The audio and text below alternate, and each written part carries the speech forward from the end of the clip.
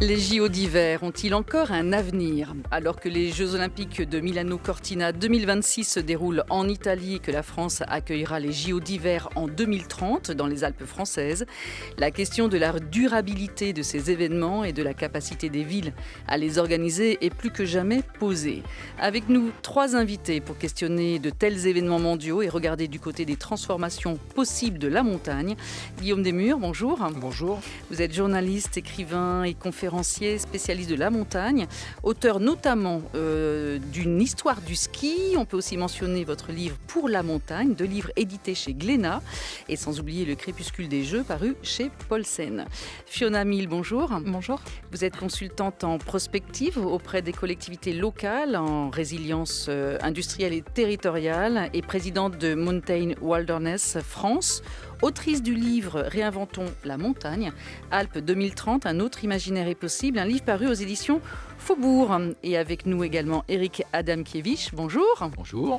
Vous êtes maître de conférences en management du sport et développement territorial à l'Université de Toulouse, ancien directeur général des services de l'Office de tourisme des Arcs Bourg-Saint-Maurice.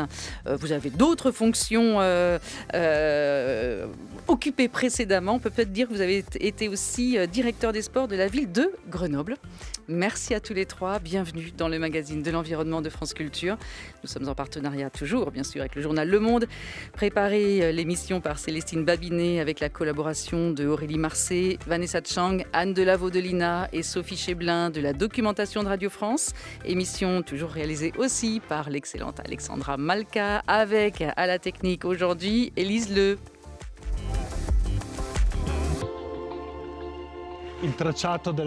Regardez, là-bas on voit le tracé de la nouvelle piste.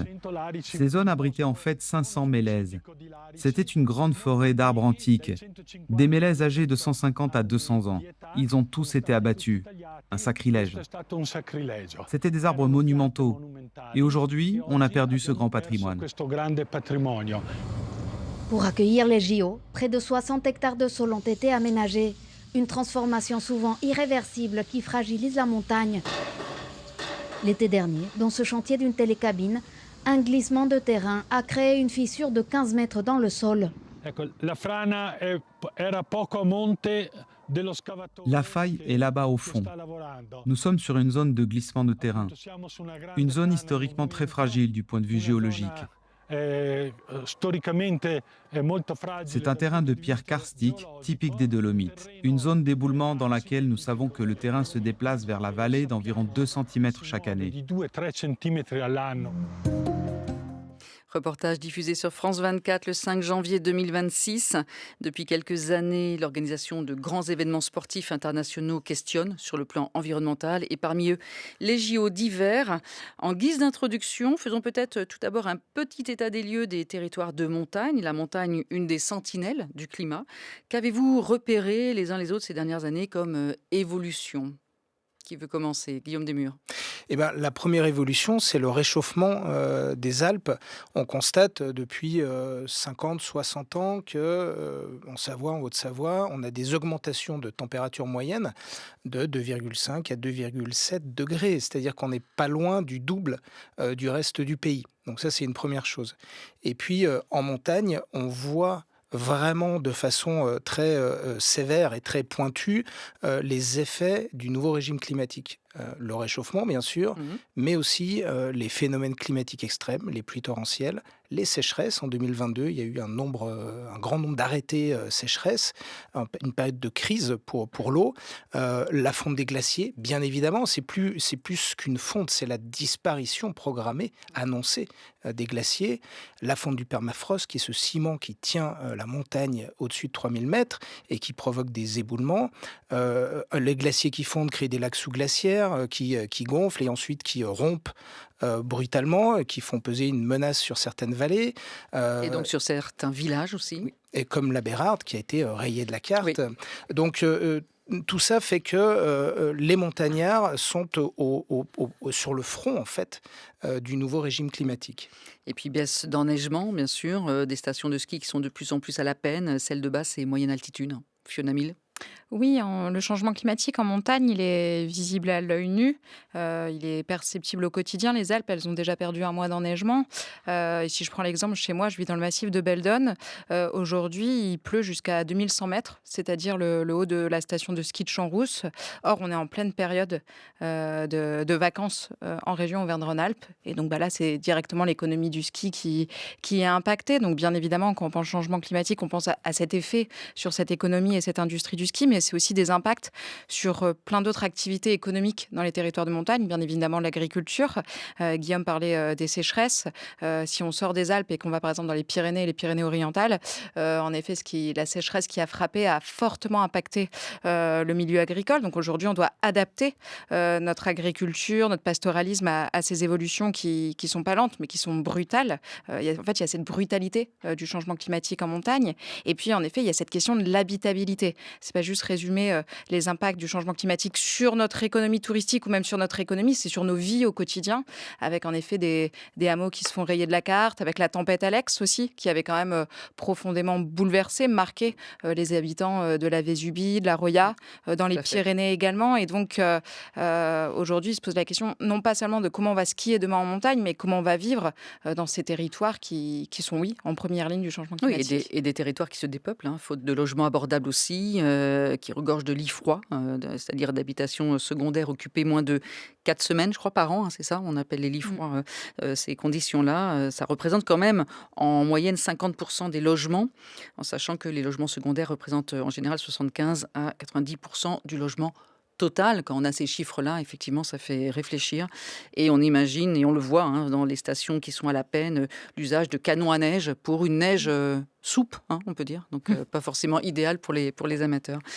Aujourd'hui, est-ce qu'on peut dire qu'il y a de moins en moins de villes capables d'organiser des JO d'hiver et encore plus avec de la vraie neige? Éric Adamkiewicz. Alors, la question de la vraie neige, elle se pose pas tellement, puisqu'en fait, les sportifs et les fédérations internationales préfèrent la neige de culture, parce qu'elle est plus dure et qu'elle permet aux athlètes d'être tous dans les mêmes conditions. Alors, c'est un peu paradoxal, mais plus ils ont de la neige de culture ou artificielle, plus ils sont contents et ils adorent skier sur la glace. C'est un paradoxe. Il y a une étude européenne qui a montré qu'en 2100, 90% des stations européennes de montagne risquent de fermer. Alors je dis risque parce que c'est la question du délai. C'est-à-dire que pour l'instant, les études se projettent en 2100. Oui. Et si je reprends les propos de Mathieu de Chavannes, qui est le directeur général de la Compagnie du Mont Blanc, lors d'une table ronde il y a 2 ans, il avait évoqué le fait que les projections les plus pessimistes de la Compagnie du Mont Blanc concernant le glacier du Mont Blanc, c'était que la perte d'épaisseur, pour eux, ils étaient sur une épaisseur, les prévisions les plus pessimistes étaient 3 mètres, or ils étaient déjà à 5 mètres. C'est-à-dire que leurs prévisions les plus pessimistes étaient déjà explosées, selon sa propre formule. Donc le réchauffement climatique va de plus en plus vite, et les conséquences, on ne les maîtrise pas aujourd'hui. Et par rapport aux grandes manifestations, il se pose déjà la question de savoir si on va avoir les mêmes sites pour les Jeux Olympiques d'hiver. Certains évoquent le fait que Sapporo serait par exemple une destination qui serait la mieux enneigée. Voire même la seule, moi c'est ce que j'ai cru lire, d'ici 2050. Sauf que si la question c'est on va continuer d'utiliser la neige de culture et donc d'utiliser l'eau, ça pose d'autres problèmes. Et donc d'ici 2050, moi j'ai lu que sur 19 villes qui ont accueilli les JO d'hiver entre 1924 et 2010, seules 10 voire 11, pourraient encore le faire d'ici 2050. On est quand même dans des situations alarmantes. Et du coup, on voit aussi des villes retirer leur candidature. Guillaume Desmures. En fait, c'est là la raison de cette candidature des JO 2030, qui au début était une candidature double de la région PACA et de la région Auvergne-Rhône-Alpes. 2 candidatures à des degrés de maturité d'ailleurs très différentes. Et puis le CIO est venu les voir en disant « Écoutez, on n'a personne pour 2030, Salt Lake City se positionne pour 2034 ». Auvergne-Rhône-Alpes et PACA, eux, étaient plutôt prêts pour 2038. Et le CEO leur dit allez-y, vous les aurez si vous vous présentez, puisqu'on n'a personne d'autre. Donc ça explique la rapidité avec laquelle cette candidature s'est produite, et puis surtout l'absence de dossier. Il n'y a pas de dossier de candidature aujourd'hui. Aujourd'hui, il n'y a toujours pas de dossier de candidature officiel, accessible, publié par la France. Donc ça explique pourquoi c'est allé aussi vite et dans une telle opacité. Et alors, vous parlez de l'opacité, mais en même temps, vous nous donnez beaucoup de choses à comprendre dans vos livres, Guillaume Desmures. Vous parlez de Salt Lake City, candidate, pas prête pour 2030. Remarquez, les Alpes françaises n'étaient pas forcément prêtes non plus pour 2030. Mais il y a aussi des gros intérêts juteux de droits télévision qui peuvent jouer, puisque les Américains ont été sélectionnés pour les JO d'hiver en 2028 et qu'il y a aussi pour le CIO des questions de contrat de droits de télé avec NBC notamment ou d'autres chaînes américaines à s'assurer après 2032 et donc en donnant les JO d'hiver en 2030. Ensuite, les droits télé n'étaient plus vraiment garantis. C'est une autre raison. Il ne faut pas oublier que la rentrée principale d'argent du CIO, ce sont les droits de retransmission télé. Donc, à la lueur de ça, gardons à l'esprit que les Jeux Olympiques, c'est une marque déposée qui appartient au CIO qui est une association à but non lucratif. Vous ne voyez pas les guillemets que je fais, mais vous les avez compris. Oui. Basée en Suisse, qui est défiscalisée, qui n'a aucun organisme indépendant de surveillance, donc qui fonctionne dans une totale impunité et qui nomme ses membres par cooptation.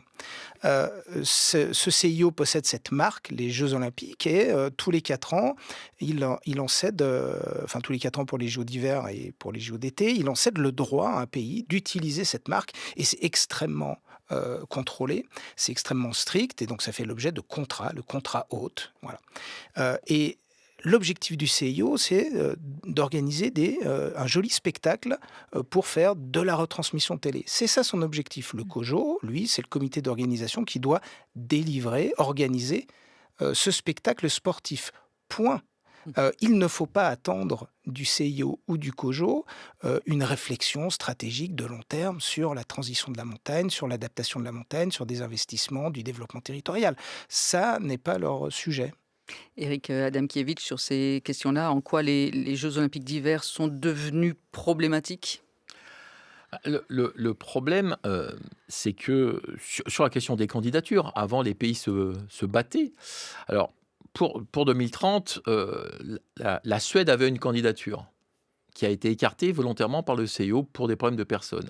La Suisse a candidaté au même moment que les Français de façon surprise en juillet 2023. Mais on était vraiment dans des candidatures surprises et bricolées. La preuve, le dossier français aujourd'hui, il est pas achevé. Puis il est encore moins achevé maintenant que le directeur général a été débarqué. Mais on est dans une situation où les Jeux ne font plus rêver les destinations, enfin certaines, parce que on s'est rendu compte qu'il y avait des coûts. Grenoble, il a fallu 30 ans pour absorber le coût de Grenoble. Et encore, il faut avoir à l'esprit qu'on était pendant les 30 Glorieuses, c'est-à-dire que le modèle économique tournait à plein régime. En 92, les Jeux d'Albertville ont été déficitaires, il y a eu un bilan économique négatif. Et Albertville a vu son niveau d'imposition augmenter de 40% pendant 18 ans. Donc les citoyens payent la facture. La facture est lourde. Et certaines collectivités ou certaines villes hautes, lorsqu'ils ont fait des référendums, ce qui n'a pas été le cas en France, à chaque fois qu'il y a eu des référendums, les référendums ont été négatifs. L'exception serait en ce moment en Allemagne, puisque un mini-référendum a été fait et les Allemands seraient d'accord pour des Jeux Olympiques d'été. Mais on va attendre la suite. Fiona Mille. Il y a 2 choses sur lesquelles j'aimerais réagir. La première, c'est cette question de l'artifice. En fait, en effet, ces Jeux d'hiver, ils font du mal au sport, ils font du mal aux montagnes, parce qu'ils les enferment véritablement dans une approche très artificielle de ces territoires. Et la neige artificielle est vraiment quelque chose d'intéressant à regarder de plus près. Je pense à vos confrères du Parisien. Ils ont fait un article la semaine dernière en disant « Malheur, il a neigé à Cortina, il a fallu enlever la neige naturelle et pour pouvoir skier sur la neige artificielle ». ça en dit quand même long. Ça en dit qu'on est en train de se demander quelles sont les villes qui pourront accueillir demain les Jeux, mais en fait, on ne s'intéresse même plus aux conditions naturelles, parce que quand on a la magie de la neige qui tombe, on voit ça comme une contrainte. Et pour moi, c'est vraiment un symbole de cet artifice de ces Jeux d'hiver. La montagne n'est qu'un paysage, un décor, en effet, pour des images télévisuelles, mais c'est pas du tout un territoire dans lequel on va essayer de s'adapter. C'est plutôt un territoire qu'on va adapter, qu'on va structurer, qu'on va aménager, qu'on va bétonner pour continuer à faire comme avant. Donc, oui, allez-y. Et donc, pour tout ça, bien évidemment, il faudrait un débat public, parce que c'est vraiment très pauvre d'enfermer la montagne dans cet artifice.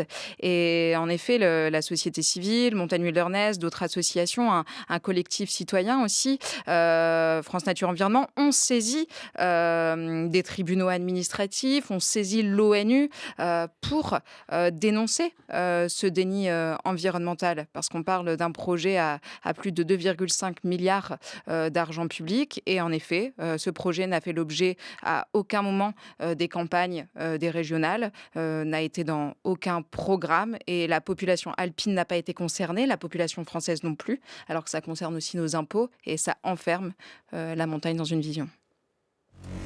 Le Comité international olympique a l'honneur d'annoncer que le 26e Jeux olympiques d'hiver 2030 sont attribués aux Alpes françaises.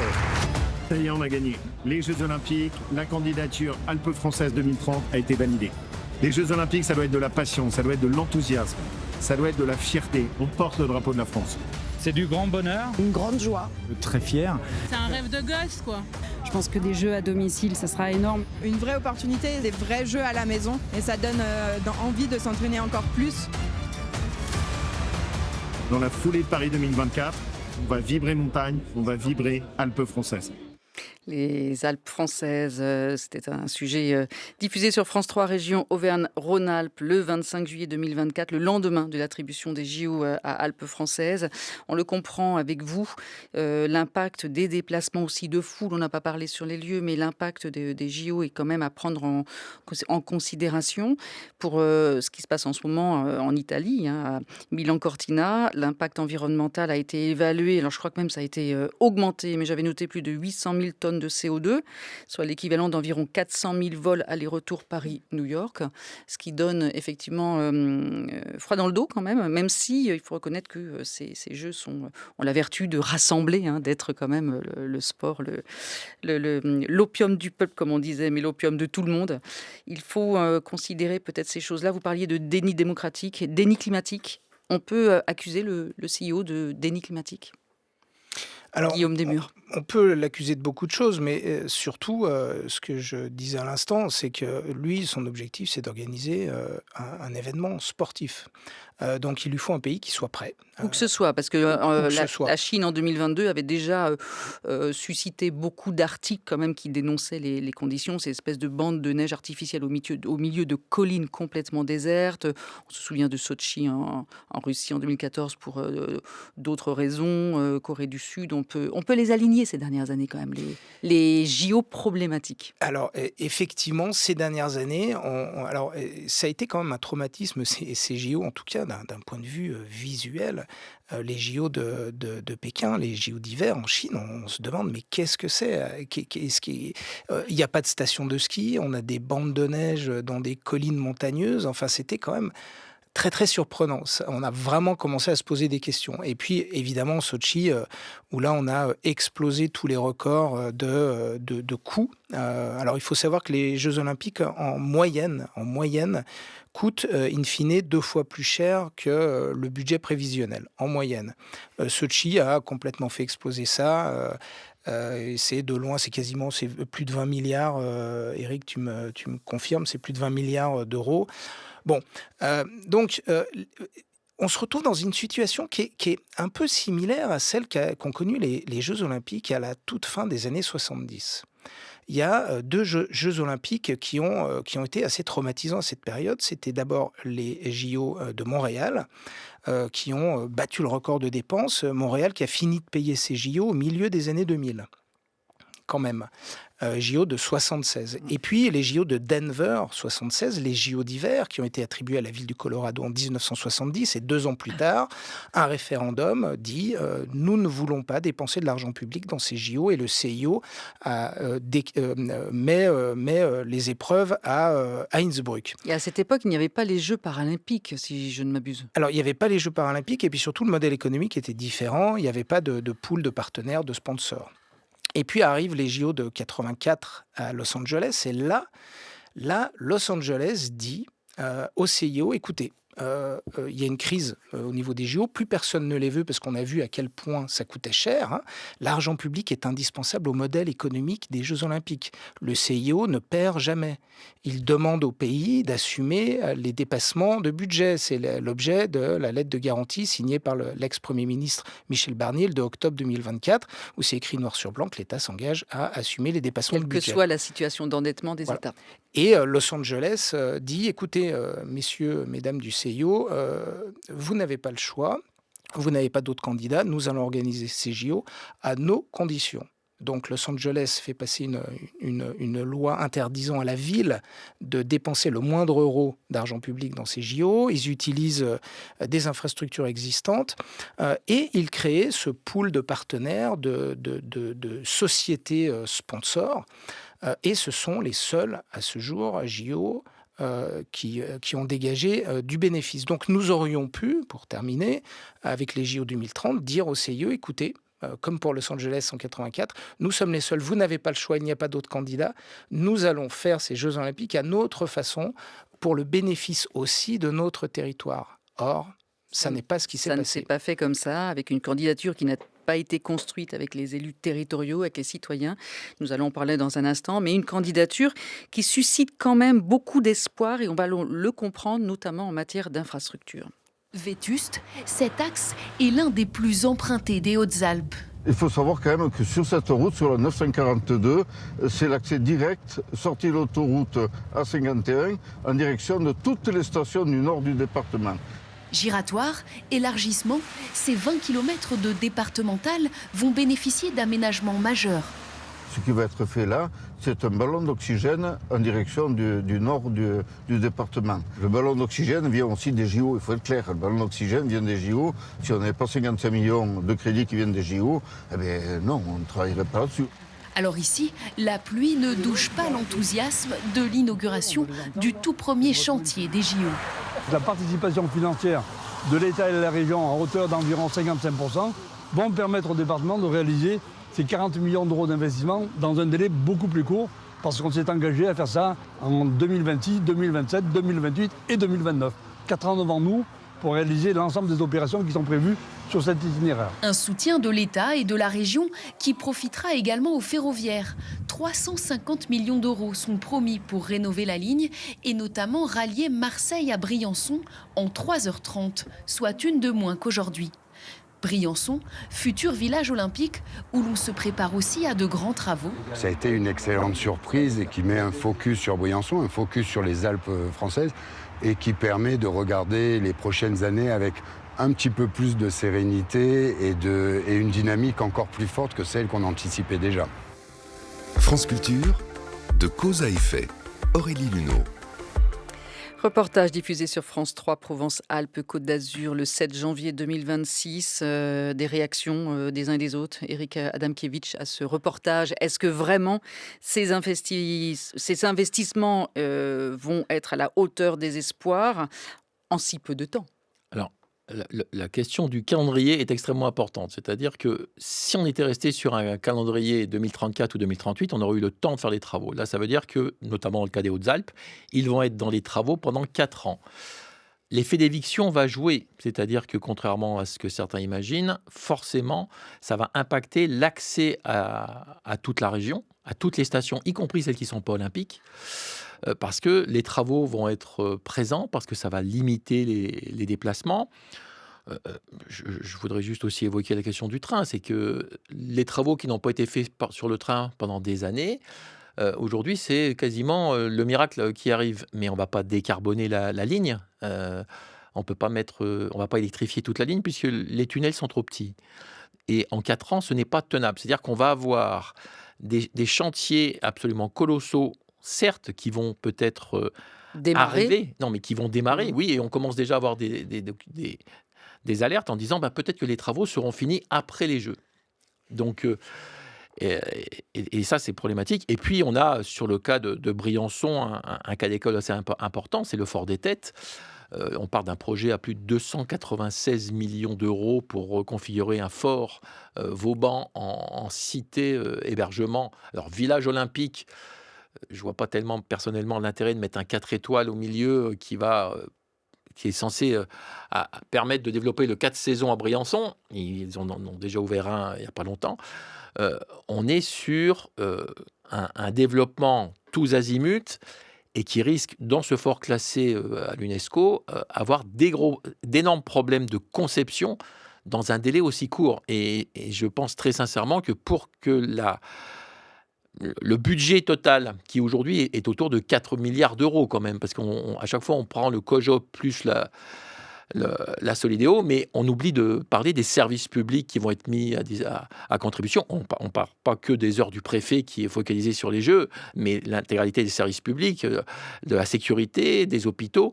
4 milliards estimés, là. On est à environ 4 milliards. Et on sait que ça double de toute façon à la fin. Et ça risque d'augmenter. Et ça ne sera tenable que si une partie des projets sont annulés, de mon point de vue. C'est-à-dire si on arrête soit le délire de la patinoire de Nice ou une partie du Fort des Têtes. Oui, parce que ce sont des jeux quand même très politiques. Il faut l'avouer, Guillaume Desmurs, rapidement. C'est l'origine de cette candidature. C'est clairement une candidature politique. Laurent Wauquiez, qui était à l'époque le président de la région Rhône-Alpes, a dit d'ailleurs, c'est lui-même qui l'a expliqué dans une interview au Point, nous sommes appelés avec Renaud Muselier, président de PACA, et on s'est partagé les épreuves. Ça a été un coup de fil d'1 quart d'heure. Et s'ajoute donc Christian Estrosi, président délégué de la région PACA et maire de Nice, dans tout cela, dans ce dossier ficelé en quelques mois, comme vous l'avez bien précisé. Mal ficelé, c'est bien le problème. Un message pourtant prometteur de la part des promoteurs de cette candidature, puisqu'ils parlent de beauté du sport, de trêve olympique, de retombées économiques, d'aménagement du territoire, de passion, de ferveur populaire et des jeux durable. La durabilité, le CIO ne demande aucune étude de durabilité réalisée sur ces grands événements ? Il y a une étude d'impact qui a été commanditée par le CNOSF et qui est sous cloche depuis juin 2024. Interdit de diffusion. Donc on attend l'étude d'impact économique et environnemental. Le CNOSF a toujours refusé de le sortir. Il faut dire qu'il a été réalisé en moins de 2 mois, cette étude d'impact. Donc, Fiona Mille. Si on regarde ce qui se passe aujourd'hui en Italie, ça en dit long aussi sur les promesses pour la France. Ces Jeux de Cortina, ils ont été annoncés comme étant des jeux les plus responsables possibles. Aujourd'hui, les 60% des projets ont fait l'objet de dérogations au processus environnemental, donc n'ont pas fait l'objet d'évaluation environnementale. Ce sera la même chose pour les JO de 2030 au regard des délais. Ces jeux, ils incarnent vraiment une ambition du moins 10 ans environnemental. Et ils ne sont pas du tout construits dans une optique de transition et de servir les territoires, sinon on ne les aurait pas du tout pensés comme ça. En effet, ce sont des jeux politiques où on essaye de justifier avec un beau terme qui est le terme d'héritage des soi-disant retombées positives pour les territoires. Moi, la seule retombée concrète que je vois pour les territoires de montagne, c'est un endettement, c'est une hausse du prix au mètre carré. On le sait, dans toutes les éditions des Jeux, ça a conduit à une hausse du prix de l'immobilier dans des territoires où c'est déjà très tendu, où c'est très compliqué de se loger. Et c'est aussi des grandes disparités entre les territoires de montagne. Aujourd'hui, soyons sérieux, les dépenses publiques, elles doivent financer la transition des territoires de moyenne montagne. Elles ne doivent pas financer Courchevel, La Plagne ou Serre-Chevalier. Il n'y a pas possibilité de réutiliser les infrastructures, les équipements sportifs. Et il faut toujours ajouter du béton, du macadam. Le message pour JO 2030, c'est neige et chalet. Là, on est peut-être plus sur pelleteuse, toupie et tronçonneuse, comme vous le disiez, Guillaume Desmurs. Mais Fiona Mille, je vous laisse continuer. Oui, on est déjà à 40 projets d'infrastructures autour de ces Jeux, des projets d'immobilier, des projets... Du neuf tout le temps. Pas de réhabilitation. Non, là on parle de neuf, de projets, de nouveaux projets, parce que c'est ça l'objectif, c'est quand même de la rentabilité financière pour certains, dans certains territoires. Et on n'est pas du tout dans des projets qui vont servir en effet la réhabilitation de logements pour des habitants à l'année. Il y aura quelques projets de saupoudrage, mais ça s'arrête là. Moi, je suis pas fière que l'argent public il serve à agrandir des routes à l'heure où on a surtout besoin de se passer de voitures en montagne. Et d'ailleurs, même, je pense à Albertville. À Albertville, il y a eu des navettes pendant les Jeux d'Albertville. Ce qu'on retient d'Albertville, c'est les autoroutes. Parce qu'après Albertville, après les Jeux, les navettes, elles se sont arrêtées. Moi, je vois exactement la même chose pendant les Jeux de 2030. Par contre, quand on vit au quotidien en montagne, oui, on aimerait bien se passer de la voiture individuelle. Mais les Jeux, ils ne vont pas le permettre. Et c'est quand même un point intéressant parce que ça interroge aussi la politique de ZAN, la zéro artificialisation nette. Est-ce que ça veut dire que les JO bénéficient d'une loi d'exception olympique par les États finalement? Qui veut répondre? Éric Adamkiewicz. Ce week-end, j'ai écouté Jean-Michel Arnaud, qui est le sénateur des Hautes-Alpes et qui était en charge de la commission mixte paritaire. Et il était sur un volet purement anecdotique, qui concernait le monde agricole. Il était sur le problème de la surtransposition des normes européennes pour l'agriculture. Et je me suis dit, c'est assez bizarre quand même. Il est outré que les lois européennes qui sont décidées en l'Assemblée européenne qui est élue fassent l'objet de critiques, comme toute décision d'une assemblée. Mais par contre, quand une association de droit suisse, avec des membres qui sont cooptés, qui organise tous les 2 ans ce que certains pourraient appeler un rallye entre eux, sous prétexte de faire des épreuves sportives, imposent des normes et font une loi, font voter une loi par des parlementaires. À noter d'ailleurs que ni les sénateurs ni les députés n'ont eu accès au rapport de l'inspection générale des finances, qui en a fait 4, pour indiquer les alertes au niveau budgétaire. C'est-à-dire qu'on a des élus qui n'ont pas eu accès aux documents et qui ont voté le principe d'une loi qui s'assoit sur le droit commun français pour faire plaisir à une association de droit suisse. C'est quand même assez étonnant.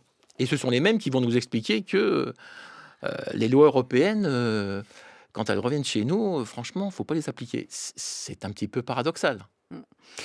Guillaume Desmurs, vous voulez ajouter quelque chose? Effectivement, la loi olympique a été votée par le Parlement français à la demande du CIO. C'est une des conditions qui a été donnée par le CIO pour l'attribution de ces Jeux, est une loi d'exception pour les normes environnementales, pour le droit de l'urbanisme, le code de l'urbanisme, pour accélérer toutes les procédures et les faciliter, et puis aussi d'un point de vue fiscal, puisque dans la loi olympique, il y a un certain nombre de défiscalisations.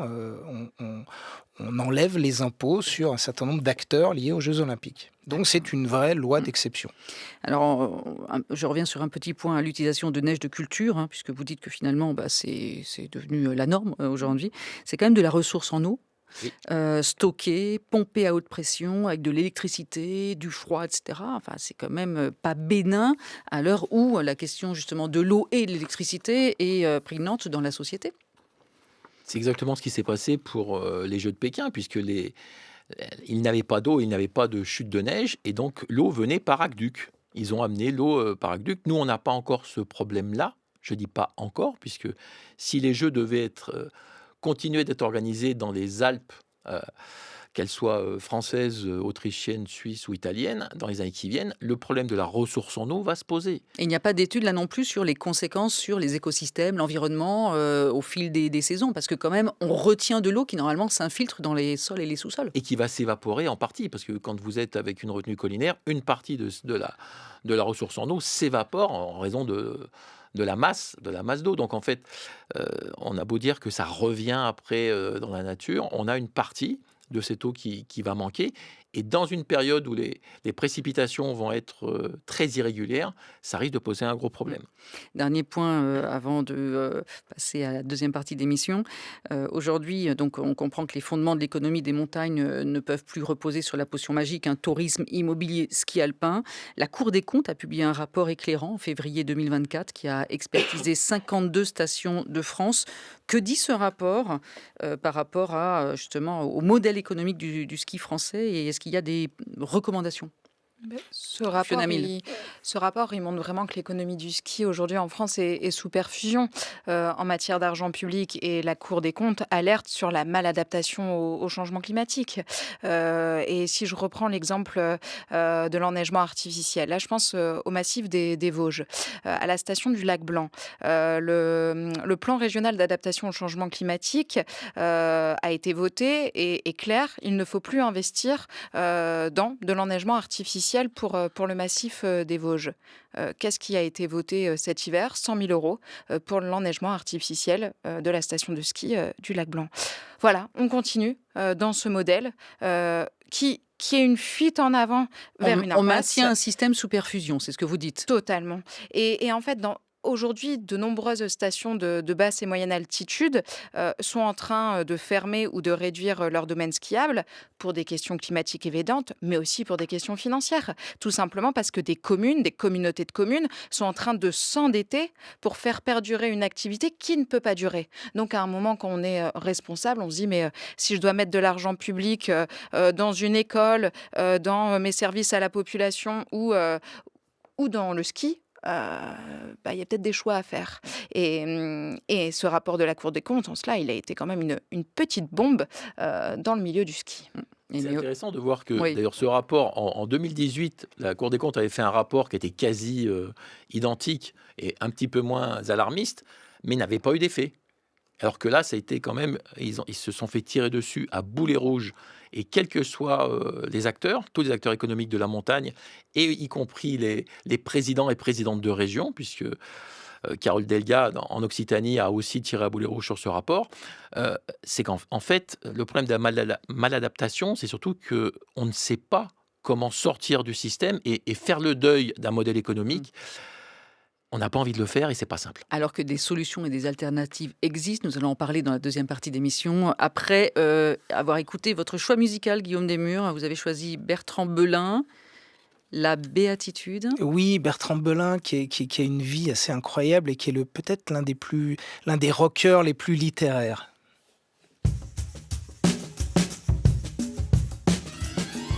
Je me taille des costards, me donne des noms d'oiseaux sous l'empire de l'état vivant, moi-même sur le dos. Un jour, je serai de nouveau à genoux. J'aurai soif d'amour.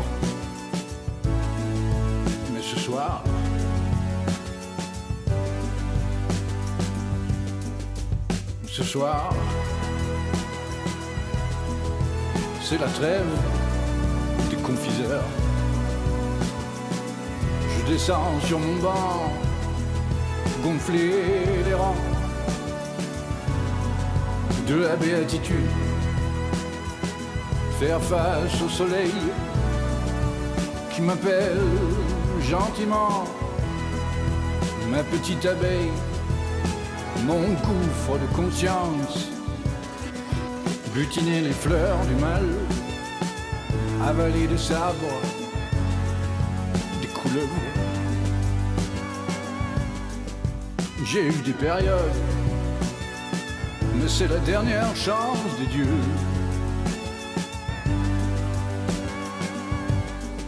Un jour, je serai de nouveau à genoux. J'aurai soif d'amour. Mais ce soir,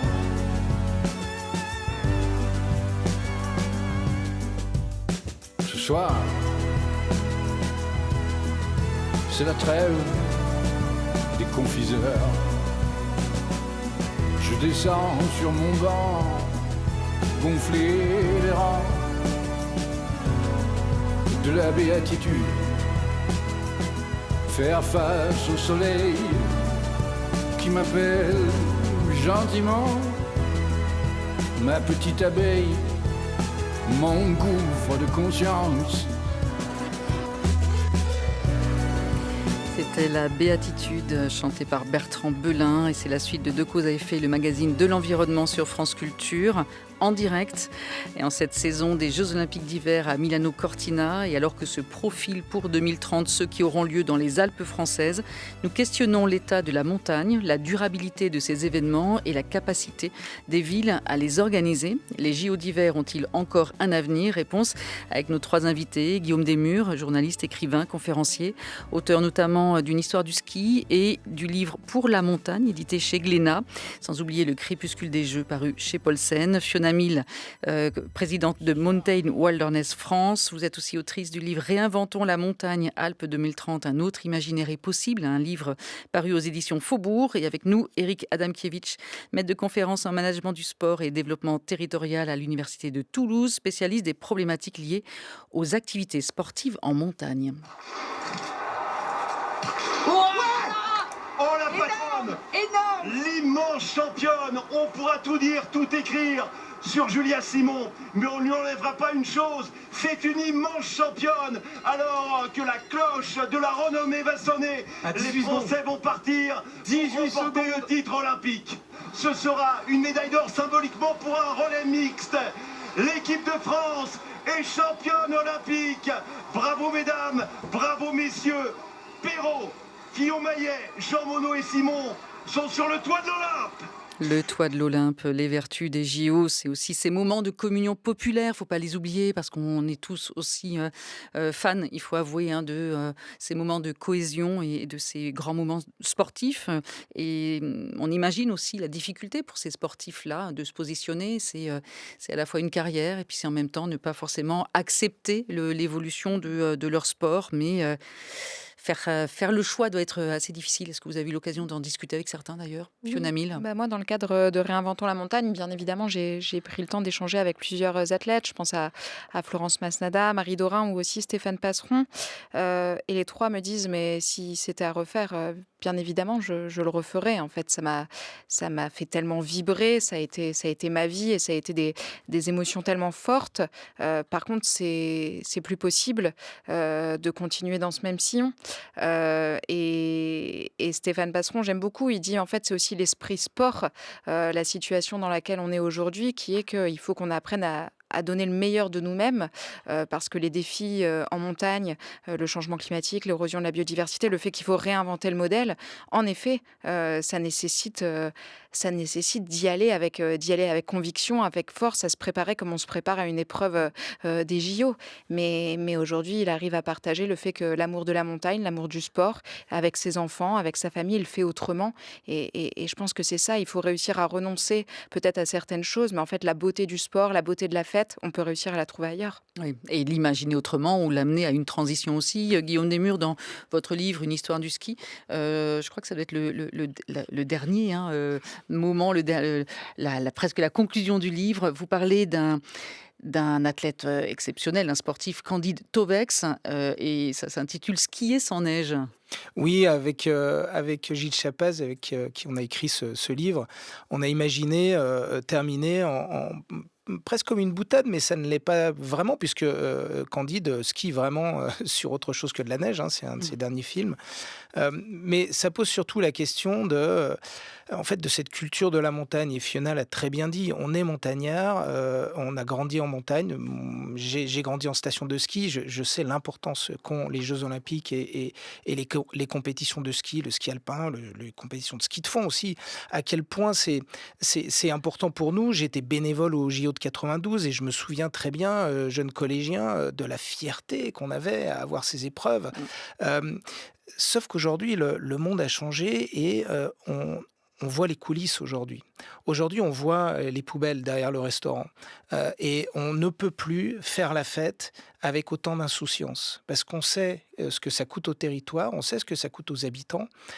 Et donc, bien sûr que la fête est belle. Les JO de Paris étaient magnifiques. Mais il y a un petit malaise. Quelle est la facture à payer? Est-ce que collectivement, nous sommes prêts à payer cette facture? C'est la question qu'on devrait se poser. Et Candide Tovex, il skie sur quoi?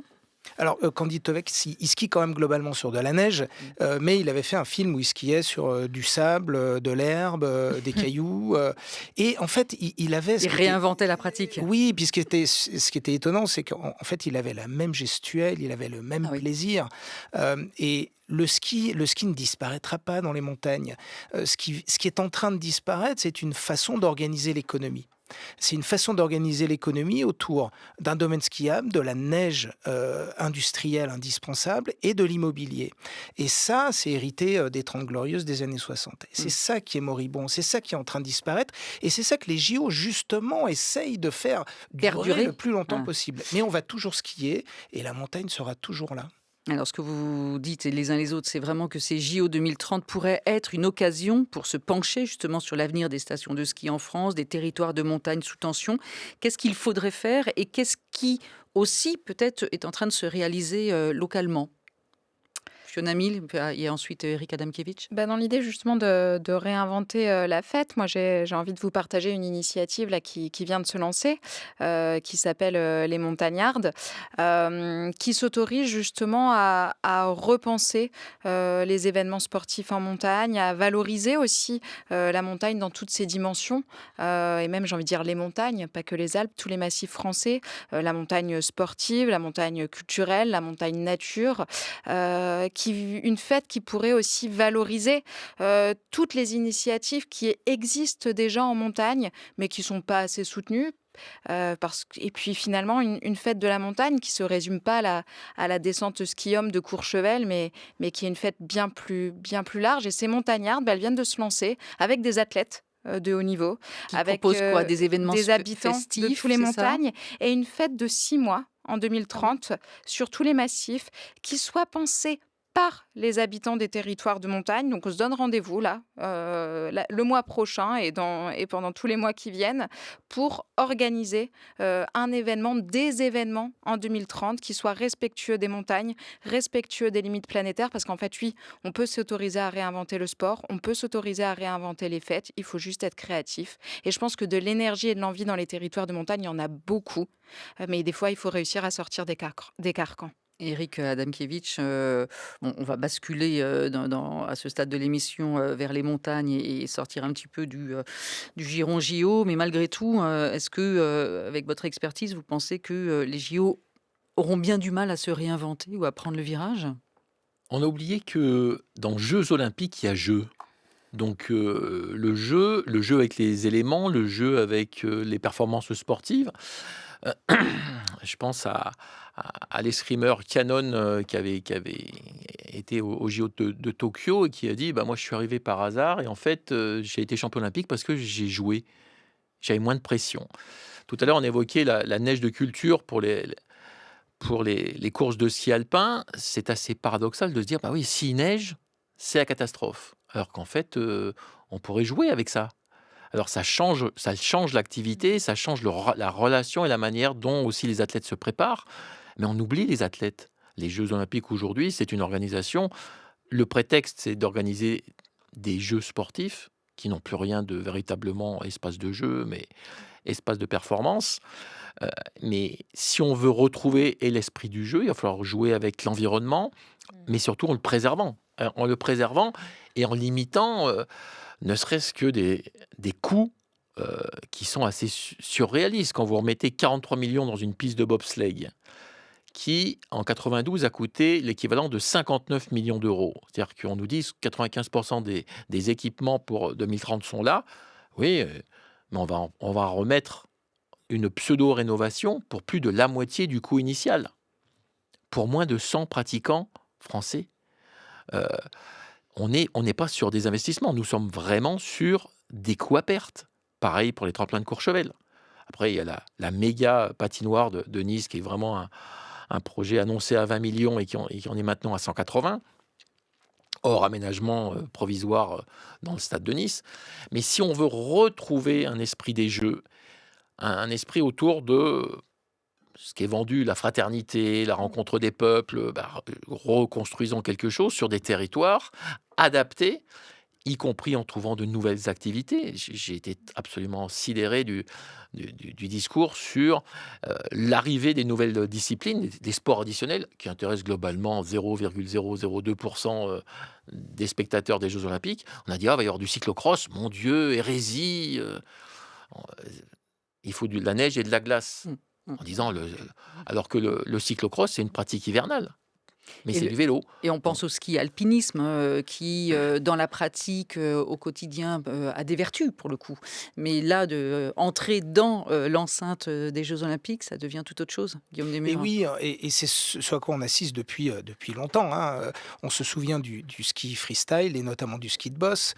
On se souvient ensuite, ça c'était le ski freestyle des années 70. Et ensuite le ski freestyle qui est rentré, New School, qui est rentré aux Jeux Olympiques en 2014, le snowboard et maintenant le ski alpinisme. On voit à quel point, quand un sport devient olympique, il se stérilise totalement. Et ça, on l'a vu depuis 30 ans.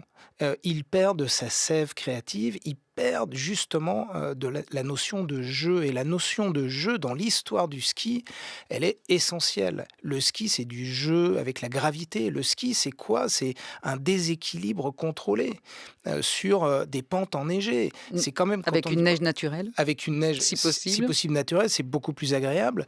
C'est quand même extraordinaire comme pratique. Et c'est d'où ça... on sait que l'homme skie depuis la préhistoire, avec des outils d'ailleurs qui n'ont pas beaucoup changé fondamentalement. Donc le ski, c'est du jeu. Et c'est vrai que on voit bien qu'une discipline qui devient olympique perd ça, et elle se stérilise.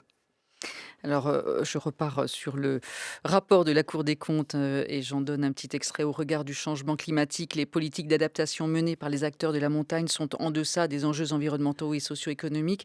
Regardons plus globalement l'avenir de ces sports d'hiver et vous allez nous dire ce que vous préconisez après avoir écouté un extrait de reportage diffusé sur France 24 le 11 février 2025. Il s'agit de regarder aussi du côté des différentes stratégies de stations, soit s'acharner, soit s'endetter, ou se transformer. Les patatines, c'est comme la raclette, mais c'est présenté différemment. On va retrouver des pommes de terre, fromage fondu, de la charcuterie. En France, 120 000 emplois indirects dépendent du ski. Cette affaire de famille sur 3 générations est le dernier commerce de la station. La fermeture des pistes est une menace. Pour nous, ça a été un crève-cœur, mais en aucune façon nous nous sommes posé la question de fermer, bien au contraire. On avait 2 solutions, soit baisser les bras, soit se relever les manches. Et c'est ce qu'on a fait, nous avons relevé les manches. On a fait des travaux dans l'automne, en même temps qu'ils nous ont mis la sentence, qu'ils nous ont dit « on va vous fermer la station de ski ». Nous, on a dit « fermez la station, on va rebondir ». Objectif, attirer les skieurs des autres stations de la vallée après leur journée de glisse. Sur les vacances de février, tous les soirs, on va avoir une animation. Les lundis soirs, c'est la balade au lampion. C'est se balader en pleine nature avec des accompagnateurs et se retrouver, comme si on pouvait dire, perdu de nuit en pleine montagne. Depuis le Covid, de plus en plus de vacanciers sont en quête de nature et de tranquillité. Certains se détournent aussi des très onéreux sports d'hiver, faute de budget. Le tout ski, pendant une semaine de vacances, quand vous êtes une famille à 4, 5, 6 personnes, c'est compliqué. Et du coup, on voit bien qu'il y a des gens qui vont venir simplement prendre le bol d'air, venir cueillir les champignons, faire une balade, profiter de la nature qui est là, qui est belle et qui leur tend les bras. Réinventer les territoires de montagne, les pratiques sportives, c'est ce qui se fait peut-être déjà aujourd'hui? Oui, ça se fait bon an, mal an, et puis parce que les territoires ont besoin de vivre. Donc, s'il y a de la neige, on fait du ski. Quand il y a moins de neige, on s'adapte. Et d'ailleurs, mais les clients l'ont bien intégré, eux, y compris dans leurs réservations, puisque 74% des réservations sont faites avant le 1er novembre. Donc, c'est pas lié à la chute éventuellement de ski. Oui. Donc, c'est par rapport aux destinations, par rapport à ce qu'il leur est proposé, par rapport aux tarifs. Faut bien appeler un chat. Mais des offres sur des activités diverses qui renouent un petit peu avec l'origine du tourisme, qui était aussi du contemplatif. La difficulté, on parlait du deuil tout à l'heure, c'est le deuil d'un modèle économique extrêmement rentable avec le ski. on ne trouvera pas quelque chose qui sera aussi rentable et donc il va falloir construire et on arrivera à construire la montagne. Et les montagnards sont toujours des populations très adaptables. Fiona Mille. Oui, si on retourne sur la saison d'été, on a constaté dans tous les massifs français une hausse de la fréquentation en montagne, par exemple dans les refuges, dans les milieux aussi non aménagés, pas dans les stations de ski. Dans les stations de ski qui ne sont pas encore des stations de montagne, il n'y avait pas foule. Par contre, dans tous les autres territoires de montagne, là, on sentait un engouement, à la fois une hausse de la fréquentation qui peut avoir des enjeux, bien évidemment, sur la préservation des espaces naturels, mais aussi une diversification de la fréquentation. De plus en plus de jeunes, de plus en plus de personnes aussi ne venant pas forcément des catégories socio-professionnelles plus. Et ça, pour moi, c'est quelque chose de très intéressant. C'est ce besoin de nature, ce besoin de montagne qui s'explique. Moi, je travaille dans un gîte d'étape à 1200 mètres d'altitude. Tous les week-ends, j'accueille des jeunes qui veulent faire leur premier bivouac ou leur première rando. Et il y a cet engouement pour la montagne. Par contre, aujourd'hui, on ne met pas l'argent public là-dessus pour accompagner ce besoin de nature et ce nouvelle envie. Quand on parle diversification, on met encore de l'argent sur des luges d'été, sur des pas dans le vide, sur des tyroliennes, bref, sur de l'artifice. On reste encore dans cette montagne artificielle. Alors que la montagne, elle peut apporter tellement plus, elle peut véritablement être un territoire d'accueil. Soutenir des nouveaux métiers, changer les politiques de développement territorial, relancer l'artisanat, l'agriculture, les activités de service, c'est ça. Et puis faire en sorte peut-être qu'on encadre un peu à la manière des Suisses la part des résidences secondaires dans le parc immobilier. Alors ça, c'est déterminant, notamment dans les stations de ski, les communes de stations de ski qui, je le rappelle, perdent des habitants depuis 10 ans et qui ont entre 75 et 90, voire plus, dans certaines stations, de résidences secondaires. L'enjeu pour demain, ça va être de recréer une vie à l'année sur ces territoires. Vie à l'année qui est en train de s'effriter aujourd'hui. Notamment à cause de l'augmentation des prix du foncier et de l'immobilier. Donc l'un des enjeux, ça va être recréer une vie à l'année, ça va être d'intervenir sur ces résidences secondaires et de les transformer ou de les limiter, comme l'ont fait les Suisses avec la loi Weber, comme le font aussi les Autrichiens. Et puis le troisième point de travail, et tout ça c'est à notre portée, on sait faire techniquement, on a l'argent, on a le savoir-faire, on a la volonté, on a l'énergie. Le troisième point, ça va être la mobilité. Et je discutais avec un élu d'une Comcom qui accueillera a priori, puisque la liste des sites olympiques n'est toujours pas connue, mais qui a priori accueillera des épreuves olympiques, qui me disait assez sincèrement, et je l'en remercie, qui me disait, en fait, pour la mobilité, on ne sait pas comment faire. Les JO vont pas améliorer les choses pour les habitants du territoire. C'est compliqué la mobilité. Bon, là, par exemple, et quand il parle de mobilité, c'est la voiture. Le tout voiture, c'est les bouchons en permanence, y compris la semaine et pas que le week-end. On peut penser autrement. Et donc là, on a un enjeu, on a un boulot à faire qui est très enthousiasmant pour transformer, adapter notre montagne. On sait faire, il faut qu'on s'y mette et on n'a pas besoin des Jeux Olympiques pour ça. Éric Adamkiewicz. Ça fait plus de 25 ans que l'on sait que l'hiver, 50% des partants à la montagne, tout massif confondu, ne font pas d'activité de glisse. C'est-à-dire que la clientèle, elle est déjà là et elle fait autre chose. Maintenant, ça ne veut pas dire qu'elle a le même niveau de rentabilité que ceux qui achètent un forfait et pratiquent le ski à tout vin. Par contre, ça veut dire qu'on a une offre qui est diversifiée et qui permet d'accueillir un grand nombre de clients. Pour ça, il va falloir aller plus loin. Dans certains cas, ce sont des renoncements qui sont durs. Ce qui s'est passé à l'Alpe du Grand Cerf cette année, en est un bel exemple. C'est-à-dire qu'on lutte pour maintenir un modèle qui est à bout de souffle. Et parce qu'on manque d'aide, on manque d'autres visions, et parce qu'on reste bloqué sur le tout-ski. Comme vous dites, il faut d'autres visions. Merci à tous les trois. Merci Éric Adamkiewicz. On peut mentionner aussi la revue Horizon Public, numéro 37, janvier-février 2024. C'était sur les JO et les Jeux paralympiques. Guillaume Desmures a conseillé vos livres Une histoire du ski, écrit avec Gilles Chapaz, et puis Pour la montagne, ces livres édités chez Glénat, ainsi que Le crépuscule des Jeux, paru chez Paulsen. Fiona Mille, votre livre, ça s'intitule Réinventons la montagne Alpes 2024. 2030, un autre imaginaire est possible, paru aux éditions Faubourg. Et bien sûr, comme d'habitude, pour ceux qui veulent en savoir plus, direction le site franceculture.fr, rubrique de Cause à effet, où vous disposez de la biographie, des infos, des liens et d'autres podcasts aussi en lien avec le sujet vous attendent.